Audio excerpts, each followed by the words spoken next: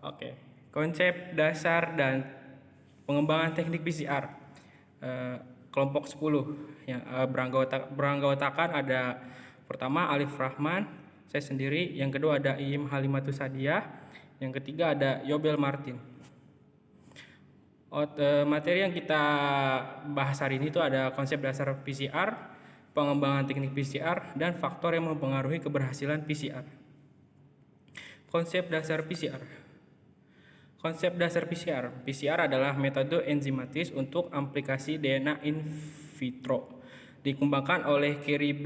Mullis pada 1985. Penggunaan primer oligonukleotida disebut amplimers, memungkinkan aplikasi DNA. Primer adalah sequence oligonukleotida pendek yang memulai sintesis rantai DNA. Umumnya, primer PCR terdiri dari 20-30 nukleotida. DNA template berasal dari patogen dalam spesimen klinik. Enzim DNA polimerase Tak dari Thermus aquaticus digunakan dalam PCR. DNTP menempel pada ujung 3' saat pemanjangan. Dengan ion magnesium menstimulasi aktivasi polimerase. Siklus PCR. Ini ada 3 tahapan penting dalam siklus PCR yang selalu terulang dalam 30-40 siklus dan berlangsung dengan cepat. Yang pertama itu ada denaturasi pada suhu 90-95 derajat Celcius. Yang kedua ada annealing pada suhu 37-65 derajat Celcius. Yang ketiga ada elongasi pada suhu 72 derajat Celcius. Dan yang terakhir ada siklus pertama selesai. Ya, dan ini tuh ada siklusnya ya. Yang pertama tuh ada ADD primer, yang kedua ada ADD DNA polimerase, yang ketiga ada inkubasi dengan suhu 60 derajat Celcius. Lalu dikopi menjadi 8 kopian, lalu seterusnya berubah menjadi 16 kopian. Jenis-jenis PCR. Teknik PCR dapat dimodifikasi dalam beberapa jenis, diantaranya ada Restriction Fragment Length Polymerism atau RFLP. Yang kedua ada Inverse PCR. Yang ketiga ada Nested PCR. Yang keempat ada Quantitative PCR. Dan yang kelima ada Reverse Transcript Test atau RT-PCR. Dan yang terakhir ada Random Amplified Polymorphic DNA atau RAPD.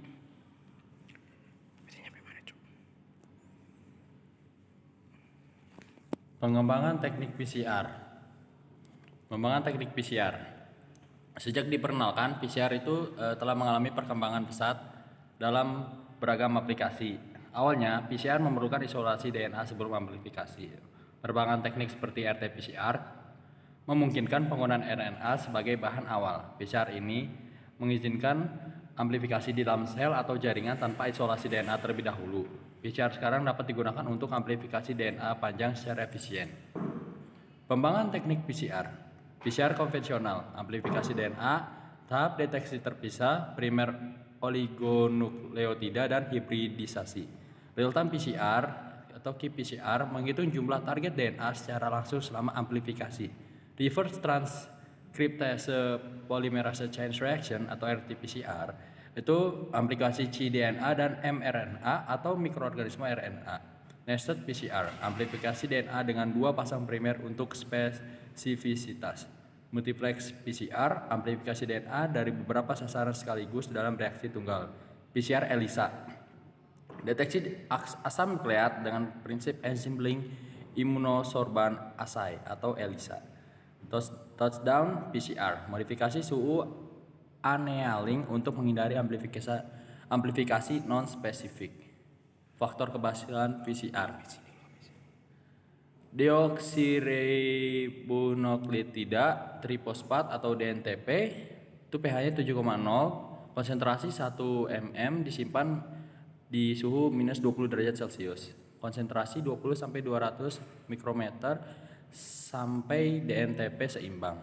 Yang itu ada oligonukleotida primer, konsentrasi 0,1 sampai 0,5 mikrometer, optimalnya. Hindari lebih dari 1 mikrometer. Panjang 18 sampai 28 nukleotida G plus C 50 sampai 60%. Cetakan DNA-nya itu 105 sampai 106 molekul ideal. DNA dilinearkan lebih efisien. Larutan buffer 10 sampai 50 mm tris HCl pH 8,3 sampai 8,8, tambahkan 1,5 mm MgCl2 0,1%, gelatin atau BSA 0,05 sampai 0,1%, tulen 20. Faktor keberhasilan selanjutnya itu ada pipet ya. Itu gunakan positif displacement pipet tetes jika mungkin. Jangan digunakan tip bekas, hindari kontaminasi silang. Kecermatan dalam teknik laboratorium. Gunakan sarung tangan, hindari percikan komponen reaksi, hindari penggunaan ulang tip. Penggunaan kontrol negatif dan positif penting untuk mendeteksi kontaminasi. Sumber kontaminasi lain, perhatikan sumber kontaminasi potensial lainnya. Baik, sudah selesai.